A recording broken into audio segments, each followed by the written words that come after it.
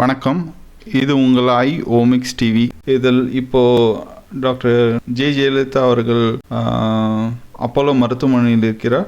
So அவருடைய உடல்நலம் குறித்து லேட்டஸ்ட் செய்திகள் நாங்கள் வழங்க இருக்கின்றோம். ஸோ மற்ற நிறைய இந்த சமூக இதில் நிறைய நியூஸுகள் வருது.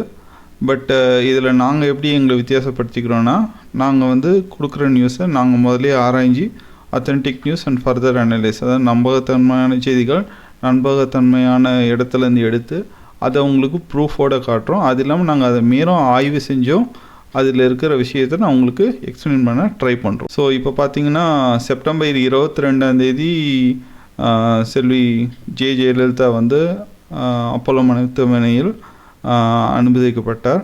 ஸோ இது என்டிடிவி கிடைச்ச செய்திப்படி அவங்க பப்ளிஷ் பண்ணியிருக்காங்க. நவம்பர் 18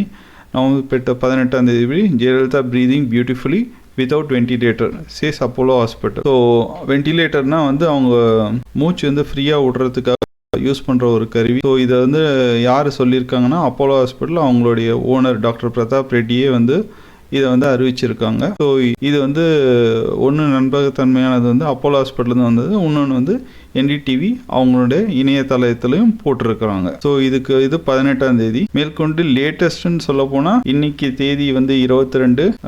இது நான் பப்ளிஷ் பண்ணும்போது நைட்டு 11 மணி இருக்கும். பட் ஆனால் கடைசியாக கிடைச்ச நியூஸ் படி 19 செய்தி என்னன்னா, இது டைம்ஸ் ஆஃப் இந்தியாவிலேருந்து அவங்க இன்டென்சிவ் கேர் யூனிட்லேருந்து வெளியில் வந்துட்டாங்க, ரூமுக்கு வந்துட்டாங்கன்ற மாதிரி சொல்கிறாங்க. பட் ஆக்சுவலாக ரூமுக்குன்னா என்ன ரூமுக்குன்னா ஒரு கிரிட்டிக்கல் கேர் யூனிட் அந்த மாதிரி ஒரு ரூம், அதாவது ஆர்டினரி ரூமுக்கு ஒன்றும் வரல.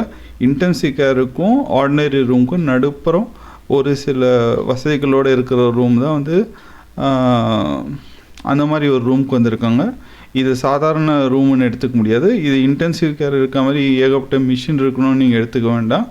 இது ரெண்டுக்கும் நடுப்புறம் இருக்கிற ஒரு ரூமு. ஸோ இதில் சில கிரிட்டிக்கல் இன்ஸ்ட்ருமெண்ட்ஸ் இருக்கும். ஸோ இது அவங்க ப்ரீதிங்க்கும் யூஸ்ஃபுல்லாக இருக்கும்.